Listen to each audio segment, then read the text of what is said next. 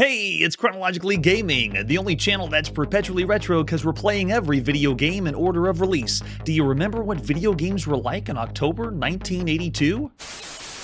We have a live audience. Are you live, audience?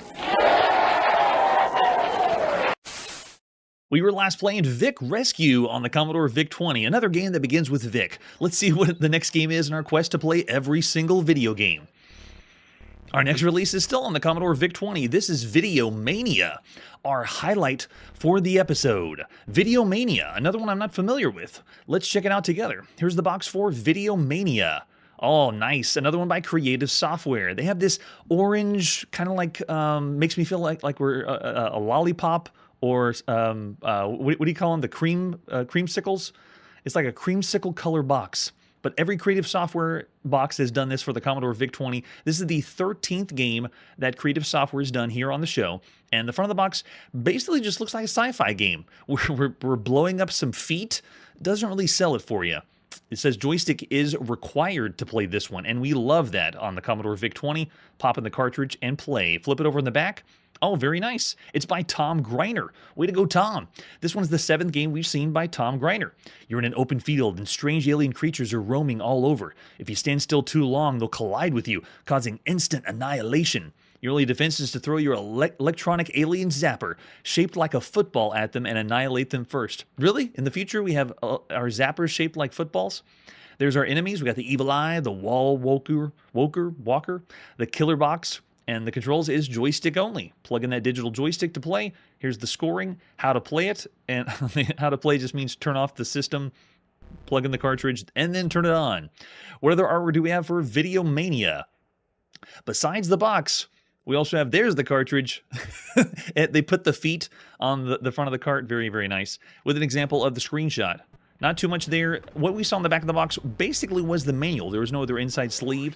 This is available in a few different regions. We're going to pop in the very first one in North America. This is Video Mania, Tom Greiner and Creative Software at some time in October 1982. Ooh. Whoa. Tom's making the Commodore VIC-20 sing like a rusty squeeze box. Wow. That is a lot of music coming from the Commodore VIC-20. Oh, and there's the enemies. Very cool. Whoa. And there's movement on the screen while the music's going. Now, I'm playing this on the unexpanded VIC-20. I wonder if we wouldn't get that garble if we added a little bit of memory to it, but it's still really, really impressive. All right, let's push our button and then go. I am the man-shaped character on the screen. Move around freely 8 different directions. I have my electronic zapper shaped like a football, sort of. Whatever they say in the manual goes. But every time I kill someone, oh, look at that. There's animation on the tombstones when they die. They're slowly deteriorating. That's awesome. Oh, man, there's whatever the enemy was coming right at me. What? And we get cutscenes too? Oh my gosh, Pac-Man! Wait a second. Can they do that? Of course they can. It's October 1982. Everyone can do whatever they want to do. It was pretty gritty, but I bet if we added some memory, it'd be a little bit smoother, possibly. But that's really impressive for the Commodore VIC-20 to get that kind of music or sound coming out of it. It was loud. Wait, what is this enemy doing? It was following me last time, and now it's going in random patterns. So this is the 296th game that we've played for the Commodore VIC-20. Very, very popular gaming computer, and we're not done. We have a lot more games to come for this system, but this game is already playing really, really well. Look at this. We get another cutscene. And we've died. Oh no, we're back again. Great. Oh, they're gonna push as many enemies as they can on the screen. Let's see. I gotta watch out for the one shaped like a box was the one that homed in on me. Looks like these are following slightly different patterns. Like you can see, the eyes are going diagonally around, and then the looks like the wall walkers, if that's what they were. Yeah, they're going like in square and diagonal patterns. Once you kill all the enemies, then you move on to the next screen. What we're seeing here is a variation of Robotron 2084. On the Commodore VIC-20, there is no twin-stick shooting like it was in the arcades, but it is top-down. We're not moving room to room like we would be in Berserk. We're just all on the same screen, and I bet they're trying to push how many characters they can get at once to play on the screen. This is already pushing the limits. Notice that my character, as it moves around, changes from colors. Everything does, actually. All characters are moving and changing. Every time they move across the screen, they're changing colors. Almost makes me think of that we're playing something on the ZX Spectrum. Oh, there it is. Gotta watch out for that one. And figure out its name. It was on the back of the box. So control-wise, it is 8 directions to shoot, but you have to be moving in that direction first. And we've seen that with a few other games that are trying to be like Robotron. You have to move and then shoot in that direction, but you have the freedom to shoot all those ways. No, the tombstones don't block me. They're just there for the ambiance, and then they slowly deteriorate. So it looks like we started to repeat. Oh my goodness, yes. And slowdown's kicking in because of so much happening on the screen. Yeah, they're definitely trying to be like Robotron 2084. This is...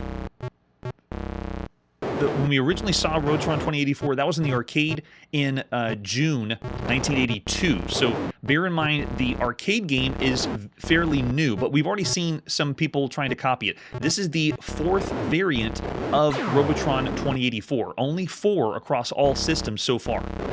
So you can't really get that much out there. Another one that we played twice was Robot Battle for the Apple II and the Atari home computer. Very, very well done. So this kind of style of game is rare to see. Videomania didn't even try to name it like Robotron. Sometimes we get games that they're really bold. You know, they play the title really close. All right, let's see if we can get it. Nope. There we go. Got to watch out for that guy. So I can fire my electronic football all the way across the screen. There we go. That was a lucky shot. And it does not go away until you fire again.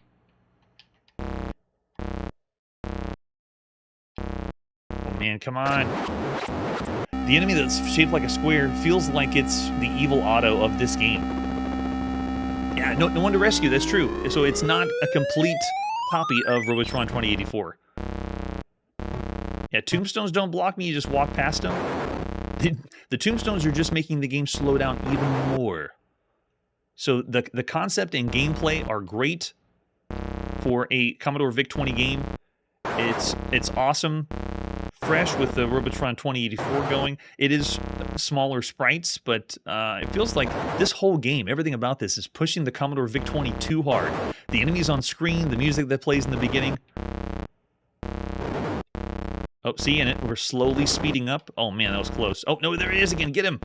He's gonna home in on us. I know he is. Okay, there we go. Yeah, this is still really, really fun. You would have a blast playing this right now in October 1982. The top left shows us our lives. We're now on our last life.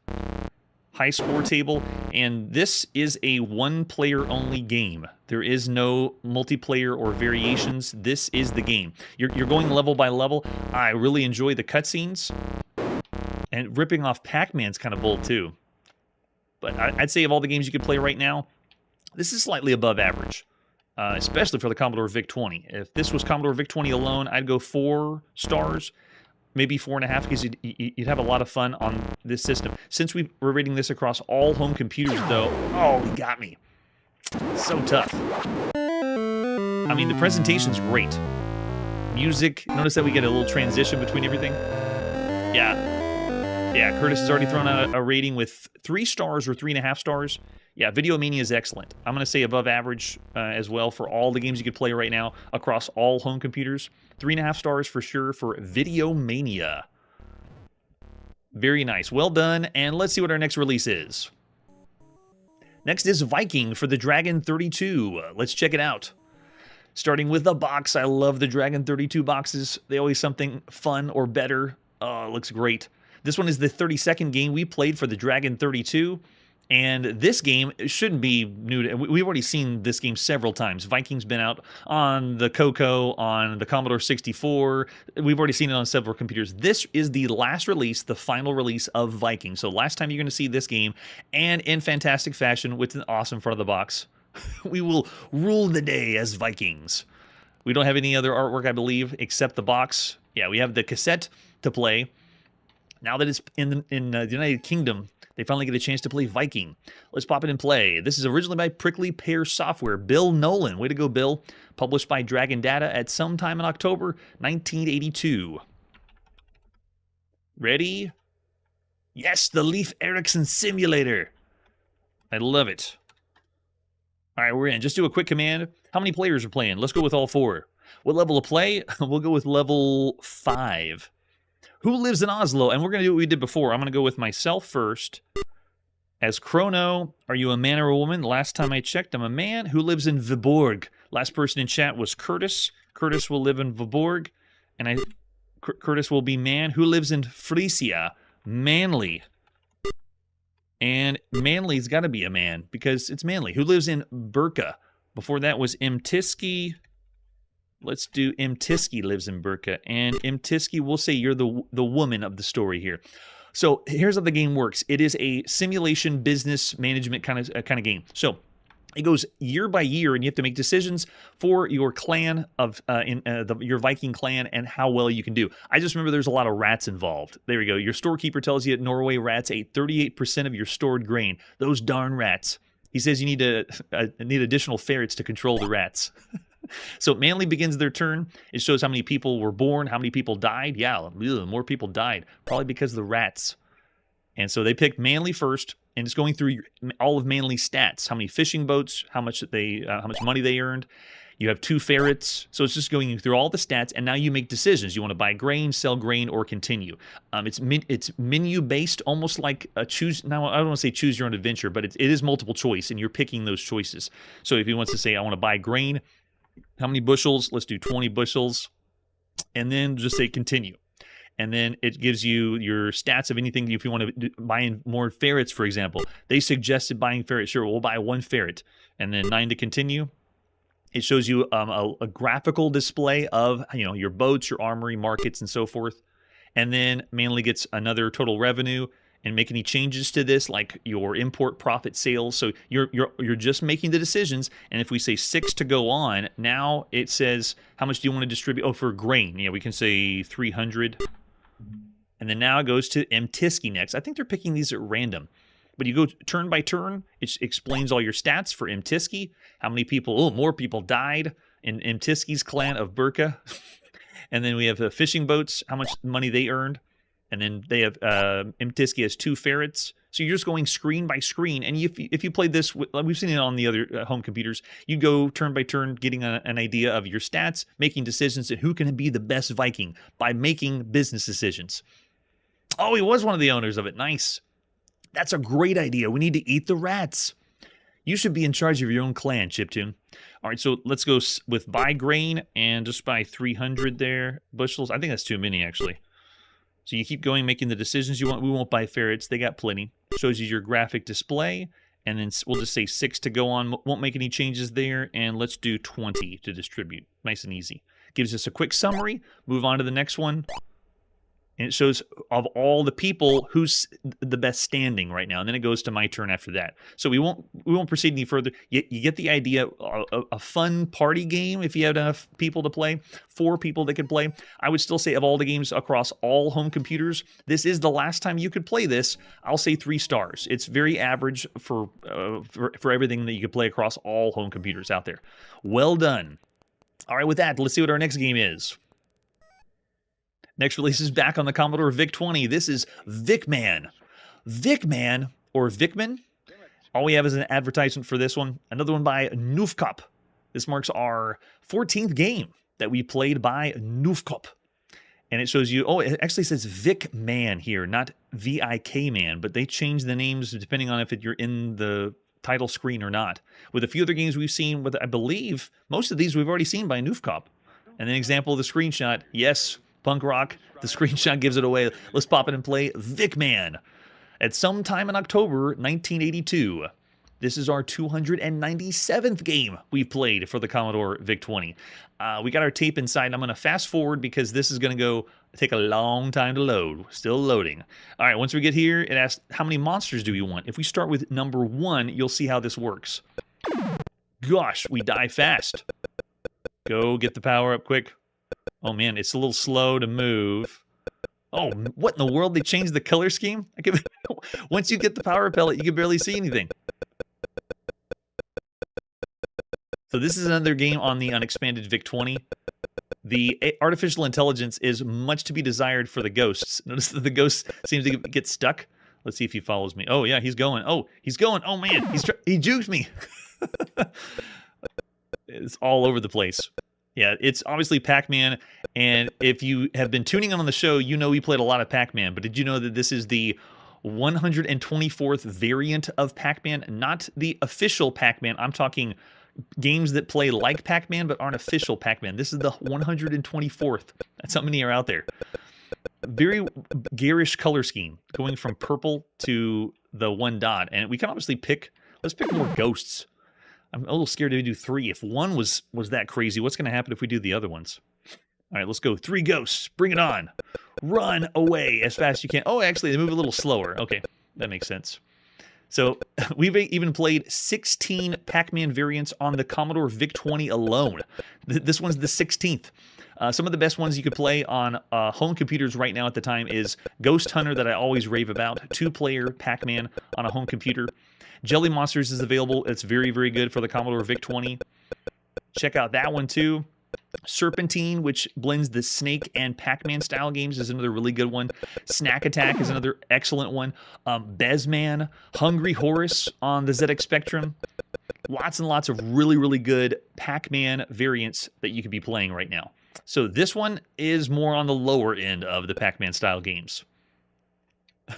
Especially with this color scheme. That's a good point, Brian. You know what? I'm going to say it. Yet this version is worse than the than the Atari VCS version. Yes. First, I have to break the game, as is tradition on the Commodore VIC-20. So there you go. Across all those variations and all those versions, there's so many more that you could play. I would actually say this is the same level of Pac-Man variants as Super Chomper and Vic-Min that you could play on the Commodore VIC-20, which means I'm going 2 stars of all the games you could play. Oh, I'm going even lower than that. Well, yeah, I'll go 2. I'll say 2 stars because it still responds. It still works with a joystick. We played other games that are keyboard only that are even more finicky. So I'll still say it's bad, but there's worse. All right, with that, let's press forward to see our next game. We're going all over the world, everywhere to play video games. Our next game is Warp Destroyer for the Apple II. Let's check out some Warp Destroyer. I love the sound of that. Yes, there's the box. It looks like some of the other ones we've seen by Piccadilly Software. This is the 6th game we've played by Piccadilly Software, and that includes all the ports they've ever done. I believe most of them were on the Apple II. This looks like the same box that we saw for Falcons, if you remember the front of the box for that. It looks really, really close. And it looks like, oh, nice game paddles and joystick work for this one. Sweet. Flip it over in the back. It's the year 3526. And your lifetime enemies, the Zalbians, have broken the neutrality pact of 3103. Man, they went way in the future for this one. The Zalbians have seized a number of your colonized planets and have established a base on each planet. You must recapture each of your 12 planets from your arch enemies. Your mission will not be easy. After traveling through subspace to reach each planet, you'll be confronted by mines, fighters, and probes before you reach the Zalbian base. You must then destroy the base and begin the journey to the next planetary system. By Thomas Ball. Way to go, Thomas. And Eric Varse. Oh, wait, that's the same guys.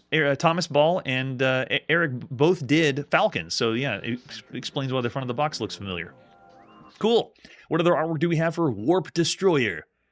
There's the lore for you.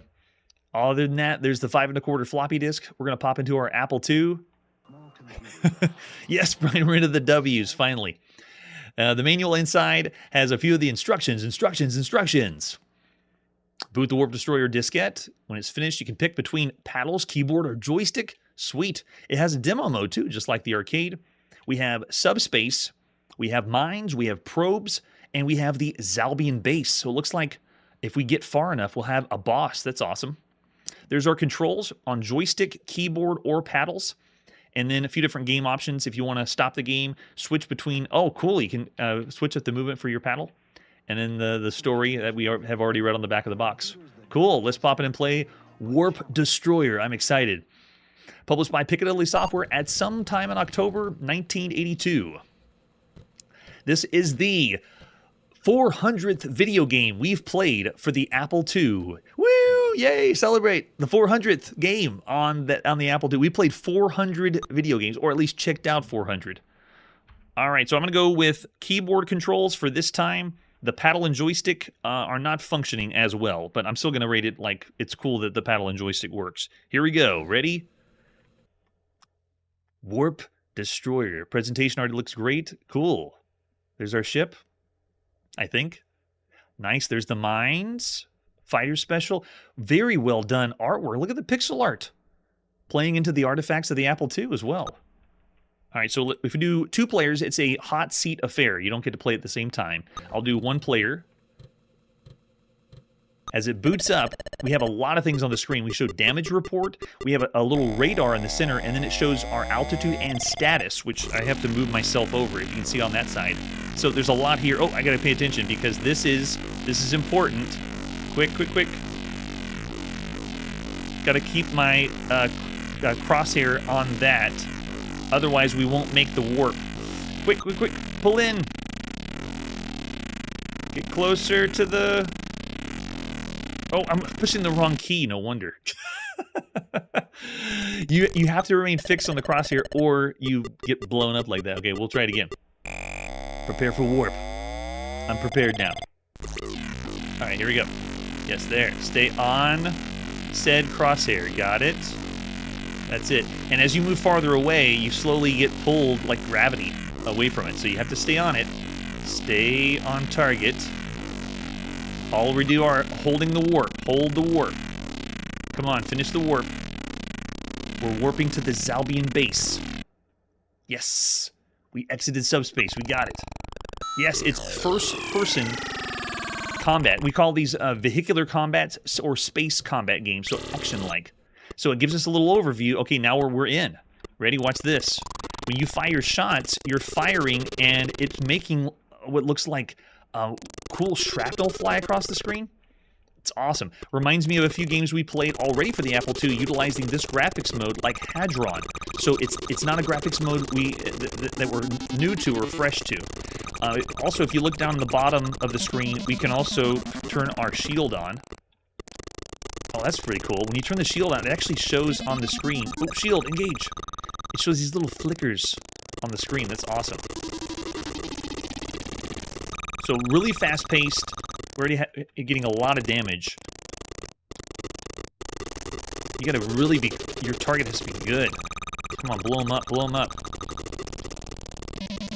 Yes! So cool. Yeah, this is the way to do some space combat. This is so fun. Work on your timing and your shot and your aiming. Okay, we're approaching enemy fighters, so that was the mines. Now we go to the next phase. Wow, this is awesome. Yeah, you can tell they're really working the graphics of the Apple II. It's so cool. Wait a second, am I scrolling? What? Hold the phone. I thought this was... What? We actually can move back and forth. I'm gonna die because I'm amazed that we can actually move the screen. I was not expecting that with all that's happening. All right, we gotta blow up some fighters to see the next screen. Oh, and we gamed over. That's awesome. That is really, really fun. This one, you would be playing this for hours and hours just because of the perspective. It's so fun. And we know that there's other modes too. Like you're going to see a boss at the end if you get far enough. But it's essentially you're going wave by wave, and then you see a boss at the end. It's a blast. That one's great. That one's a solid 4 stars. Of all the games you could play across all home computers, that's excellent. I already see 4 over there. Oh yeah. Yeah, right? If it was on the Apple II only, yeah, this would be up there. So some of the best games you could play that are like this, space combat, right now. By the way, this is the 35th game that's a space combat game, but that's across all platforms. Some of the best that you could play right now is in Space Seeker in the arcade that we saw in 1981, but then Hadron and Horizon 5 for the Apple II are really good. But another one you got to check out is Vexus for the TRS-80. That's another really good one that plays just like this. I might actually even go a little bit higher, but no, I'll say because it is a little bit slower paced. And because, actually the controls are awesome because it gives you the paddle option and the joystick option. So well done. Warp Destroyer all the way. Yeah, I love that rating over there, Teddy. Yeah, 4 stars. Excellent. Excellent game. For all the games you could play right now, it's really, really good. You know what? I'm going to go higher. I got to go one more because this is a game that I could see myself and improve. So I'm going to say 4.5 for Warp Destroyer. Well done. All right, after that, let's see what our next game is after this commercial break. Don't you dare buy a video game until you've seen the Atari 2600. Oh, quick. Buy one now, and not only do you get the best video game ever, you also get 3 smash hits worth $170. Atari's global right now, even in Australia. Missile Command, Asteroids, Berserk, plus Space Invaders. Oh yeah, and the hit game Space Invaders. Atari 2600. We need to get one of those. $70 worth of Atari games free. But it's only until the end of December, Dad. So buy your Atari now. Yes, buy one now. All right. We will. It's time to play on the Atari VCS, and this is Warp Lock. Let's check it out. Warp Lock. Another one by Data Age. Oh, man. I don't know what we're going to get into with Data Age. This is the 6th game that we played by Data Age. All of them have been on the Atari 2600. There's one more that we're going to see by Data Age before we end the year in 1982. This front of the box is really cool, though. Look at that. Is that the snow speeders from Star Wars that they just put on the front with some Tron graphics? Nice job, Data Age. Let's flip it over the back. Yeah, there we go. Wait a second. Paddle controls 1 or 2 players? That's a little unique. At the edge of the galaxy, on the fringes of hyperspace and hypertime, your spacecraft is trapped in a bizarre space-time warp. You're engulfed by a band of space pirates bent on destroying you and your crew. It'll take some inside moves with your paddle controller. If you can get out of this one. Yeah, we'll see about that. This one marks the 158th game we've played for the Atari 2600, or originally the Atari VCS. Well done, Atari. Keep on going. Just please give us a good one. This one marks the last game part of the Mindscape collection. These games were included with an LP, like a record. So you had a video game that you got an actual record to play with. This is the last one. So you look down here, we played Snake, we played Airlock, Bugs, Encounter L5, all of them right there. This is the last one that's part of the Mindscape collection that Data Age put out. There's our cartridge we're going to pop in our Atari to play some Warp Lock. Oh man, I don't know what we're going to get into. Here's the manual, maybe it'll hype us up. It's the Intergalactic Combat Manual. This has a little bit of lore, some things that you could pause the screen if you wanted to read about it. Mission objective is just shoot a bunch of stuff. That's what we're going to do. I mean, they're really hyping up the manual. Maybe they're doing what Atari did, adding lore when you don't really need to add lore. I mean, come on, Breakout really doesn't need a story. We love it, though, here on Chronologically Gaming. How do you fight the battle? It shows us there. Paddle controls to work. Begin the game, reset button. This one allows you to have 1 or 2 players, and that's it. There is no other variations. You play by yourself or you play with 2 people, and by 2 people I mean you're taking turns hot seat style in the arcade. Let's play some Warp Lock. This is by Data Age, released at some time in October 1982. Oh man, feast for the ears. No, we are not going that loud. All right, I'm going to go with game mode 1. It's only 2 out here. Hitting reset, and we're in. What is happening with the sound? Oh man, I verified that this is the way the game sounds on actual hardware. Now, while the screen looks like I have more movement, this is paddle controlled. I'm only moving the paddle left and right, so they're starting us off in a weird position, awkward position, I should say. What is happening? It's a shooter where we're not able to... Good gosh, this feels so rushed. Now, the controls, move well for a paddle game, but your shot and the sound, this feels like it's... Why did they release this? Am I already done? Is that really it? After a few deaths and you just reset again? Oh man, can you imagine spending Can you imagine spending the full price for this game right now? I'd be so mad I'd want to cause a video game crash. Gosh. Because all we're seeing is this mode, and that's it, with whatever's happening over and over and over again. Wow. I can't believe this. This is a fixed shooter. This is not new on the show. Fixed shooters we've seen tons and tons of. This is the 355th fixed shooter. Started all the way back to Space Invaders that first made it popular. All we're doing is moving left, right, and fire. This is the 18th fixed shooter for the Atari 2600. And some of the best ones you could play... Oh, this is so easy to beat. But some of the best ones you could play right now are Space Invaders that we saw in the commercial. Demon Attack is excellent. Communist Mutants from Space, Cosmic Arc. I mean, there's so many others. But what's interesting is the paddle control. This is a paddle-controlled fixed shooter. And there's only a few that you could play across all systems. We played 12 games on the Apple II that were paddle-controlled fixed shooters. There was one game we played on the Atari home computer that was called Probe 1, the Transmitter. That was a paddle-controlled fixed shooter. So you're just doing what I'm doing, moving left to right and firing. And this is the 5th game we played that's a paddle-controlled fixed shooter on the Atari VCS. Man, this is so bad. This is not a variation of Galaxian or Phoenix or Stratovox, all those other fixed shooters that made it popular. This is none of those. I can't call this a variation of anything because this is a regression. This is worse. Someone warned me in chat. Yeah, thanks, I appreciate it. Yeah, this is worse than Snake. This is also by Data Age. Man, that's so rough. That's bad. That's really bad. Now, it does work as a game, but it's almost borderline broken. I don't know if I want to go down and say it's a 1-star, but it's playable because you are shooting, but it's just so bad. I'll say 1.5 stars. I'm seeing even worse than that. It's another game that could cause the crash. Yeah, right? I'm amazed that this was released. I'll go lower. I'll say 1.5. It's right in between. It's broken and bad. It's that bad. Warplock. It functions as a game, but why? It's terrible. Oh, I see a 1.5 from Tisky. Yep. Yes, 1977 may have gotten away with it, but not here. Not today. No way. Well, that's all the time we have for Chronologically Gaming this evening. We're going to continue our quest playing every single video game all over the world on every system. Lots and lots of games to go and games to see. Be sure to tune in next time on Chronologically Gaming. Prepare for the Wizard War. I'm going to be needing someone to fight, so we'll be hosting a very special guest next episode. That's it for today, and like I always say, even if you weren't here in October 1982, you can still find games to love. Except Warplock.